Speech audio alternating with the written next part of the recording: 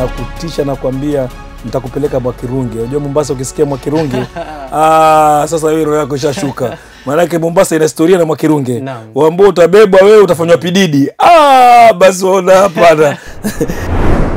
Ni ngumu sana kupata kuwa nimepost bibi yangu watoto wangu. Maana yake saa nyingine huwezi kuwa wewe direct. Unaweza kwenda kwa watoto wako ama bibi yako ama mamako ama ndugu zako. Kwa hivyo mara nyingi huwa tunaficha familia zetu.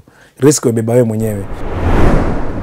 Naweza sema ambavyo imeni affect mpaka wa leo hata ukirudia nasikia vibaya sana. Sija recover vizuri ni Shakahola. Kuna wakati kulikuwa na leaflets, mtu ameandika jina langu, amesema Francis Auma kichwa chake ni halali yetu. Wakati ile kina Rogo ameuawa, maiti ya Ebei mimi ndo nilipata. Ebei, Mishak Ebei yule alikuwa ICC witness. Mimi ndo nilipata hiyo maiti kule sehemu za Savo. Kesi ambayo naikumbuka vizuri na mpaka wa leo ni ya Kwekwe Mwandaza. Mtoto wa kike ambaye alikuwa na miaka 13 alipigwa risasi akauawa na wakamzika haraka wale polisi compromise. Tukafuata mimi kama Auma nilikuwa PW1 shahidi wa kwanza.